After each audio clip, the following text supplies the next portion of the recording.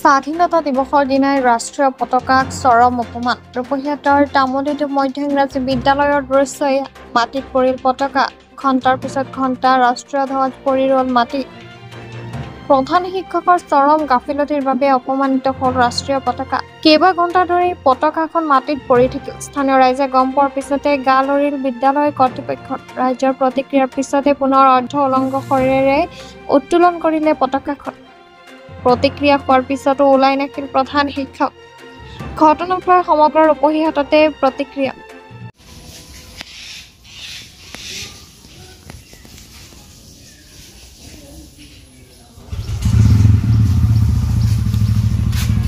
चला वीडियो करो गुरु भाई उर्फ ते गैर कैमरा भीतर आते हैं चला चला जीव टेक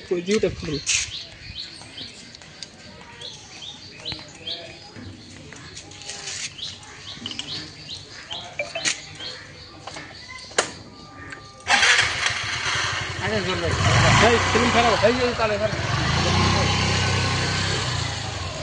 वीडियो लो जीव टेक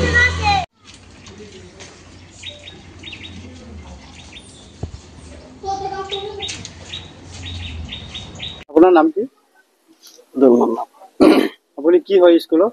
ফ'ৰ্থ গ্ৰেড। এই জাতীয় পতাকাখন মাটিত পৰি আছিলে, আপুনি কেনেকুৱা অৱস্থাত দেখা পালে?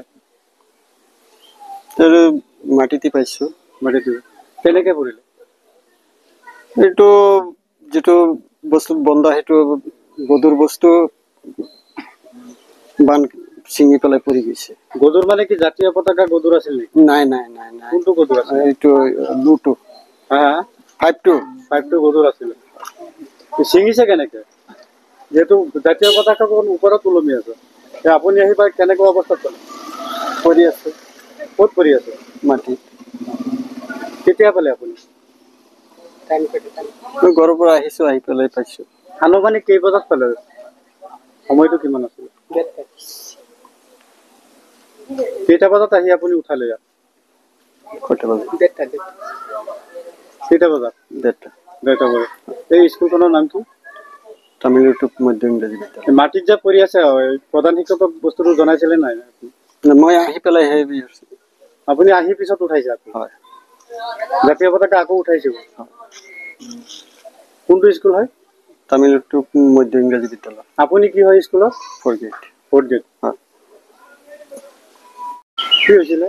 নমস্কাৰ সাংবাদিক বন্ধুসকল, ৰূপহী শিক্ষাখণ্ডৰ অন্তৰ্গত জেউমাৰী ক্লাষ্টাৰৰ তামুলীটো মধ্য ইংৰাজী বিদ্যালয়ত আজি স্বাধীনতা দিৱস উপলক্ষে আজি যিটো 15 আগষ্টৰ দিন, এতিয়া প্ৰায় 1:30মান বাজিছে। আমি মছজিদত আহিছোঁ নামাজ পঢ়িবৰ কাৰণে।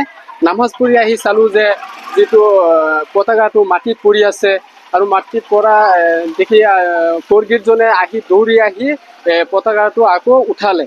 তে এনেকুৱাজনৰ আজি এটা দুৰ্ভাগ্যজনক ঘটনা আজি তামুলীটো হ'বলৈ পালে। এইটো আমি আমাৰ তামুলীটো গাঁৱৰ হৈ ৰাইজৰ হৈ একেবাৰে নিন্দা জনাইছোঁ যে প্ৰধান শিক্ষকৰ এনেকুৱা বিৰুদ্ধে যে এনেকুৱা ঘটনাটো আজি তামুলীটো হ'বলৈ পালে, এইটো আমি নিন্দা জনাইছোঁ তামুলীটোক। আৰু এনেকুৱা ঘটনা কিয় হ'ল, এই প্ৰধান শিক্ষকজনৰ বিৰুদ্ধে এটা উচিত তদন্ত হ'ব লাগে আৰু প্ৰধান শিক্ষকজনৰ বিৰুদ্ধে পতাকা মানে উঠাবলৈ ক'ত পৰি আছিলে? এইটো মাটিত পৰি আছিলে, একদম মাটিত পৰি আছিলে জাতীয় পতাকাটো।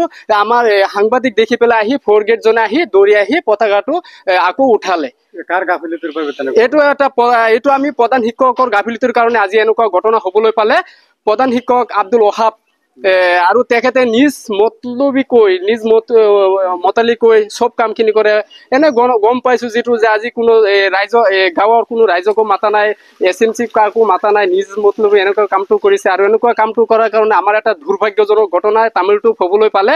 এইটো আমি একেবাৰে আমাৰ গাঁৱৰ হৈ আমি একেবাৰে নিন্দা জনাইছোঁ এনেকুৱা যে ঘটনাটো আজি হ'বলৈ পালে। আৰু ইয়াত মানে গেটটো চাৰিওফালে ভেৰ আছে, গেটটো তলা লগোৱা আছে, ভিতৰত এনেকুৱা ঘটনা হ'ল। আমি নামাজত আহিছিলোঁ, অহাৰ পিছত এনেকুৱা চালোঁ যে এইখন ঘটনা এনেকুৱা হৈ আছে, মাটিত পৰি আছে এনেকুৱা ঘটনাটো। কি ক'ব এতিয়া? এইটো আমি এতিয়া প্ৰশাসনক আমি এটা উচিত তদন্ত দিবলৈ আমি বিচাৰিছোঁ আৰু এই প্ৰধান শিক্ষকজনৰ বিৰুদ্ধে আমি এটা বিহিত ব্যৱস্থা ল'বৰ কাৰণে প্ৰশাসনক আমি দাবী জনাইছোঁ। আৰু মাননীয় শিক্ষামন্ত্ৰী মহোদয়ক এনেকুৱা এটা ঘটনা যে হ'বলৈ পালে, এইটো আমি এটা উচিত বিচাৰ আমি আমাৰ ৰাইজৰ হৈ আমি এটা বিচাৰ হ'ব লাগে আৰু শিক্ষকজনৰ বিৰুদ্ধে এটা উচিত তদন্ত হ'ব লাগে এনেকুৱা ঘটনা হ'ল স্বাধীনতা দিৱসৰ দিনা এনেকুৱা এটা জাতীয় পতাকা মাটিত পৰি থাকে এনেকুৱা ঘটনাটো এনেকুৱা হ'বলৈ পালে প্ৰায় এতিয়া 1:30মান বাজিছে 1:30 বজাত এনেকুৱা ঘটনাটো হ'বলৈ পালে আমি ৰাইজে চাইছো ৰাইজ গুচি গ'ল এতিয়া কৰি